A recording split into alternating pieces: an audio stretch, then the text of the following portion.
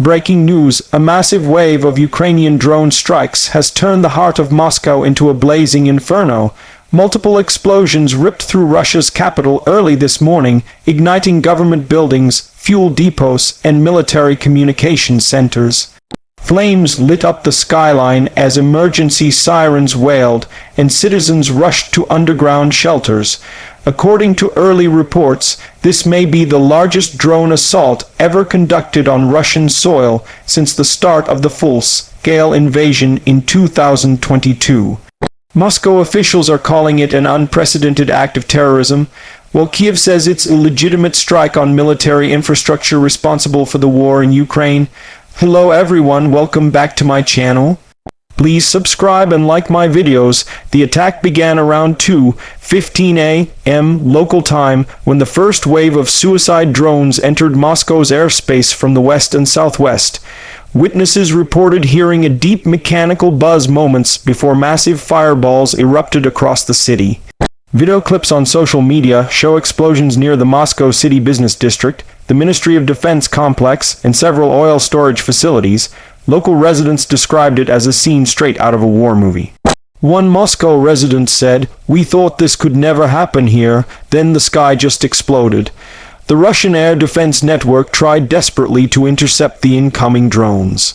Officials claim that 70% of them were shot down, but video evidence suggests that dozens penetrated deep into the capital, causing secondary explosions and fires. Military analysts believe Ukraine used a mixed swarm of long-range drones including UJ-22 airborne, Bober Beaver, and possibly custom-built jet-powered models.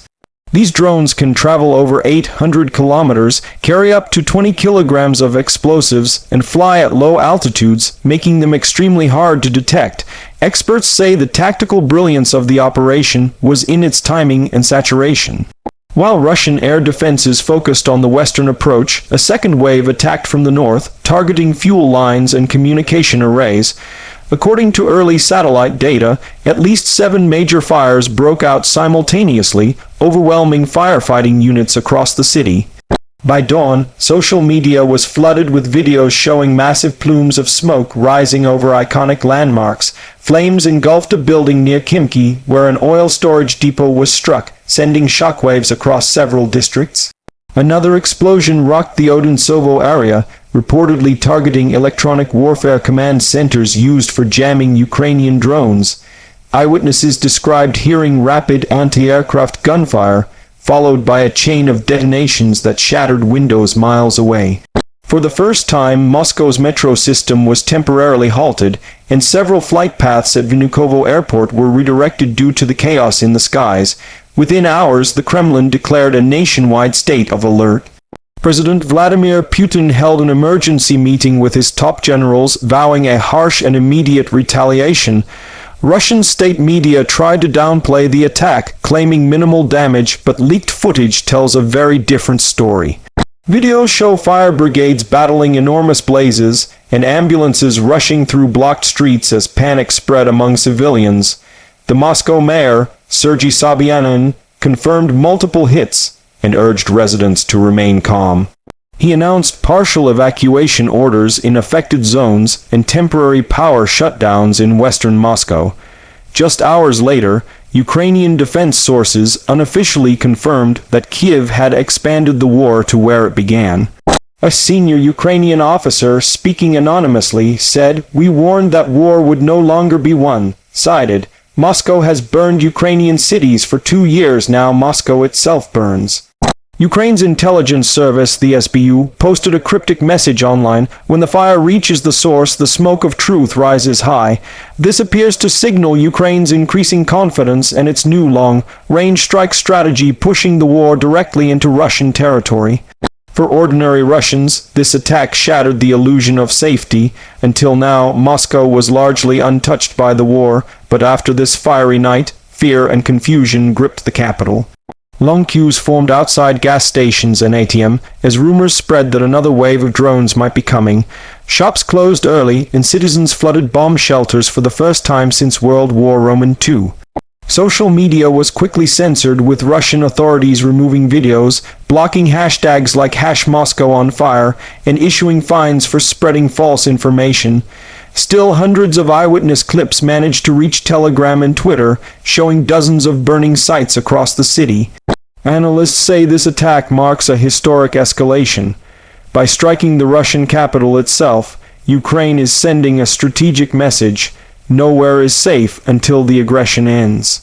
Experts at the Institute for the Study of War say that Ukraine has developed the capacity to hit deep inside Russia, beyond traditional front lines. It's not just symbolic, it forces Russia to divert air defenses from the battlefield, weakening its hold on occupied territories. Western military advisors believe Ukraine is testing Russian radar blind spots and measuring interception times for future, larger operations. In response, Russia launched retaliatory missile strikes across multiple Ukrainian cities, including Kharkiv, Odessa, and Lviv. However, reports indicate that Ukrainian air defenses successfully intercepted the majority of those missiles. Meanwhile, Russian state media has begun blaming NATO for providing targeting data and long-range guidance. Officials have accused the U.S. and UK of direct involvement, though no evidence has been presented. Moscow's defense ministry also reshuffled key commanders, replacing several air defense chiefs after what Kremlin insiders call a catastrophic failure of protection. The world woke up to this shocking development with mixed responses. Washington and London refrained from direct comment, saying Ukraine has the right to defend itself. European leaders expressed concern about escalation, but also admitted that Russia brought this upon itself. China urged both sides to show restraint, calling for an immediate cessation of hostilities. Meanwhile, social media across Ukraine exploded with jubilation. Hashtags like #MoscowBurns and #Justice for Kiev trended for hours, with citizens sharing images of Ukrainian flags superimposed over Moscow's skyline in flames.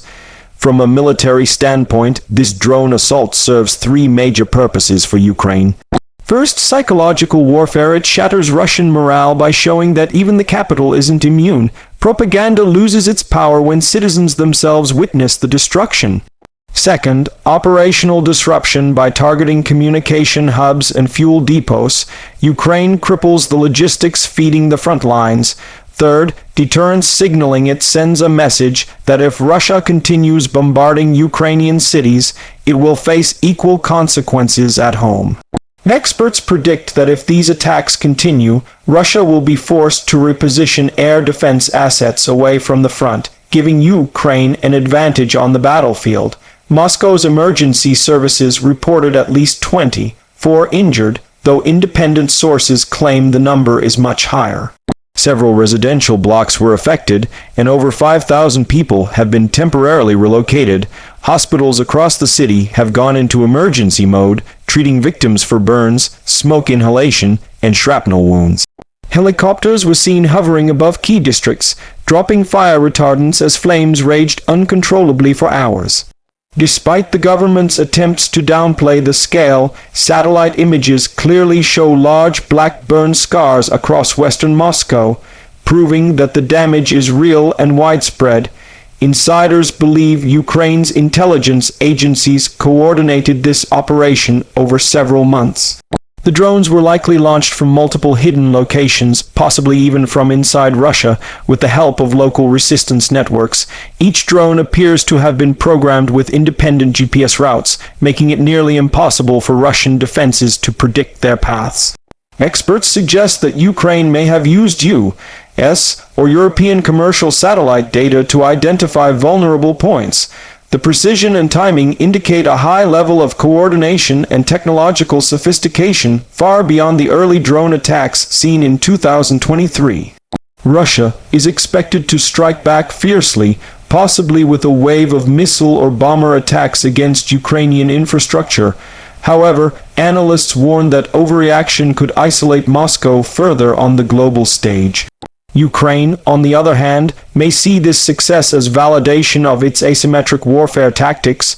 With limited resources and international hesitancy over long-range weapons, drones have become Kiev's tool of precision revenge. If Ukraine continues at this pace, the war's center of gravity may shift inside Russia, changing the dynamics entirely. Fire has always been a powerful symbol of destruction, but also rebirth. For Ukraine, seeing Moscow in flames represents a kind of cosmic justice after 2 years of bombardment and suffering. For Russia, it's a wake-up call that aggression has consequences. One political analyst put it simply, when the fire burns in your own home, you finally understand the pain of others. So, what comes next? Experts predict increased long-range warfare, cyber offensives, and possibly urban sabotage operations. Ukraine's confidence is rising, while Russia's internal stability looks increasingly fragile. Putin now faces mounting pressure from both the military establishment and civilians demanding answers. If similar attacks continue, Moscow's image of invincibility will collapse. This could push the Kremlin to consider negotiations or, conversely, drive it into deeper desperation.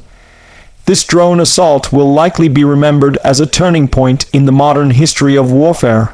For the first time, small autonomous aircraft have demonstrated the ability to pierce the airspace of one of the world's most defended cities.